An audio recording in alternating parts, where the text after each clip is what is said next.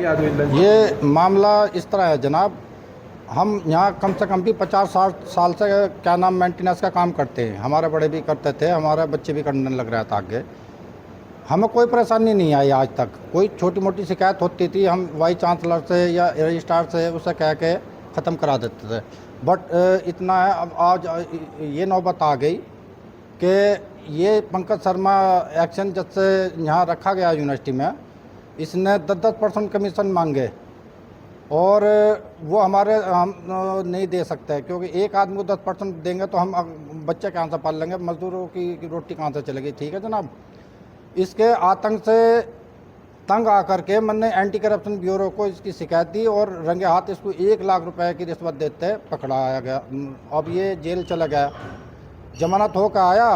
इसने फिर बड़े आला अधिकारियों को पैसे दे के फिर उसी सीट पर लग गया, जबकि ये प्रोविजन पीरियड में चल रहा था, जो कि इस लेटर में लिखा हुआ है। तो इसको चाहिए था वीसी साहब ने या रजिस्ट्रार ने कि भाई क्या नाम, इसको 3 महीने की तनख्वाह दे के लेटर के मुताबिक और टर्मिनेट करना था। इन्होंने सस्पेंड करके और रीस्टेट करके फिर उसी सीट पर लगा दिया। इसकी लूटमार कम नहीं हुई। इसने एटम ब्लॉक में 15-20 लाख का माल फिर चोरी करा, जो कि मैं किसी काम से गया था। 6 जनवरी की बात है सर। ये सरिया भी और 3000 बोरी सीमेंट की थी। तो मैं पत्रकार से ही मिलने गया था, अपना दैनिक भास्कर के जो ये अपने विकास मदान, इनसे कुछ बातचीत करनी थी मैंने।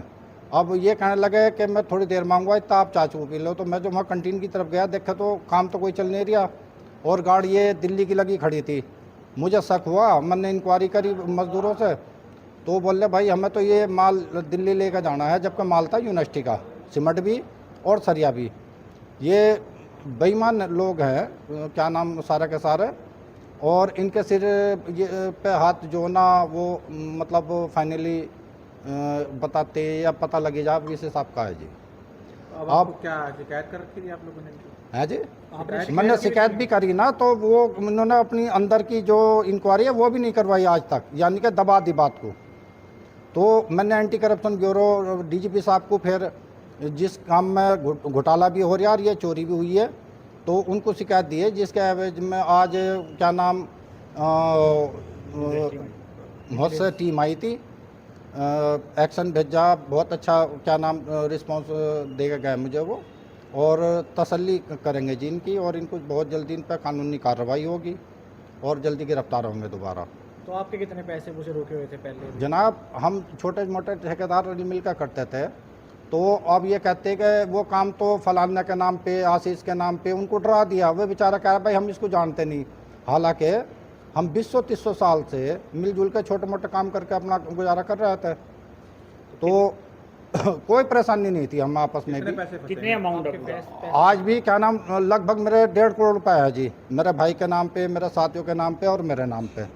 और राजेश मोंगा बिल्कुल बेईमान आदमी है, ये कहता है कि काम ही नहीं हुआ, जबकि बिल्डिंग कोई भी कर रही है मैंने, तो मैं इससे पूछा भाई ये बिल्डिंग हुई पड़ी है, इसका काम मेंटेनेंस या सफेदी हुई पड़ी है, मेरे अलावा कर कौन गया? फिर उसको बुलाए तो चुप हो जाता है। बाकी इनने क्या नाम राह नहीं दी मेरे को, और बहुत ही ज़्यादा मैं ये भी कहना चाहता हूँ सर, माइनॉरिटी के होने के कारण भी क्या नाम मुझे बहुत ज़्यादा सताया जा रहा है। और हरियाणा सरकार को या हमारे मुख्यमंत्री, माननीय मुख्यमंत्री नायब सैनी को बदनाम करने की साजिश है ये, लेकिन वो बहुत अच्छे इंसान है और सबको एक नज़र से देखने वाले आदमी, और क्या नाम खास करके हम जैसे जो छोटे आदमी हैं, गरीब आदमी हैं, माइनॉरिटी में हैं, उनका ज़्यादा ख्याल रखती है।